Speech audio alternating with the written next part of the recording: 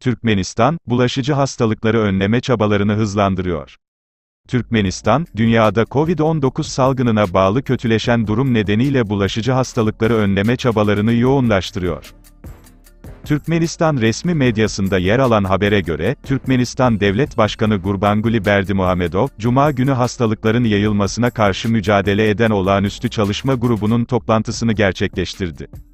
Görüşmede, Türkmenistan vatandaşlarının sağlık güvenliğinin sağlanması ile ilgili konular ele alındı ve Covid-19 salgınıyla mücadeleye yönelik acil görevler belirlendi.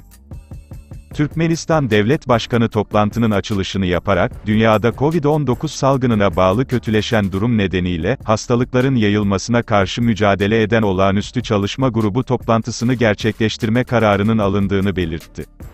Türkmenistan lideri ayrıca, günümüzde yeni Covid-19 varyantlarının ortaya çıktığını ve farklı ülkelerde şimdiden 14.000'den fazla yeni varyant vakalarının kayıt altına alındığını ifade etti.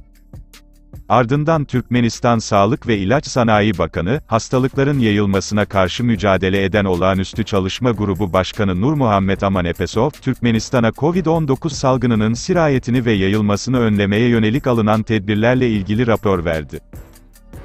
Amanepesov, dünyadaki epidemiyolojik durumun istikrarsız olduğunu, salgının yeni varyantlarının ortaya çıktığını ve yurt dışı seyahatlerinden dönen Türkmenistan vatandaşlarının kontrol amaçlı karantina altında tutulduklarını kaydetti.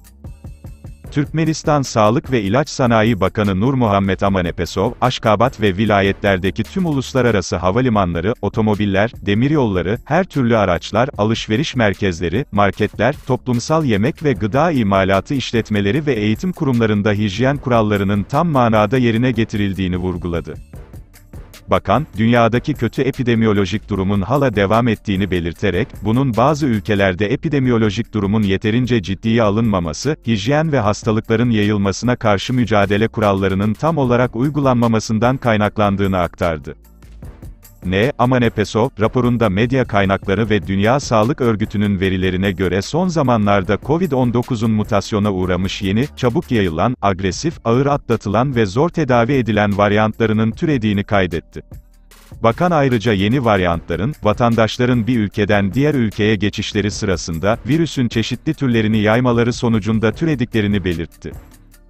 Hastalıkların yayılmasına karşı mücadele eden olağanüstü çalışma grubu başkanı Nurmuhammed Amanepesov, yukarıda bahsi geçen dünyadaki zorlu epidemiyolojik durumun, Türkmenistan'da yürütülen verimli bulaşı önleme çabalarının hızının arttırılmasını gerektirdiğini vurguladı.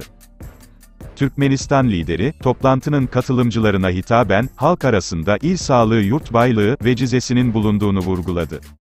Türkmenistan Devlet Başkanı, bulaşıcı hastalıkları önleme çabalarının güçlendirilmesi ve sıradaki tedbirlerin alınması amacıyla bir takım acil görevleri belirledi.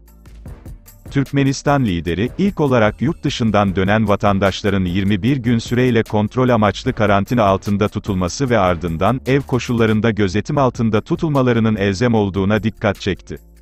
Bütün bunların yanı sıra, vatandaşların Covid-19'a karşı aşılanması ve yurt dışından salgına karşı aşıların alınmasının sürdürülmesi gerekliliğini vurguladı. Türkmenistan Devlet Başkanı, bulaşıcı hastalıkları önleme çabalarının yoğunlaştırılmasına yönelik çeşitli talimatlar verdi. Türkmenistan lideri, Türkmenistan'ın tüm bakanlıkları ve dairelerinin, mülkiyetine bakılmaksızın tüm kurum ve kuruluşların, hastalıkların yayılmasına karşı mücadele eden olağanüstü çalışma grubunun çözümlerine net bir şekilde uymaları gerektiğini belirterek, bununla ilgili düzenli bir şekilde rapor verilmesi talimatını verdi. Maliye ve Ekonomi Bakanlığı'na, Türkmenistan halkı için aşıların satın alınmasına yönelik gerekli fonu sağlama talimatı verildi.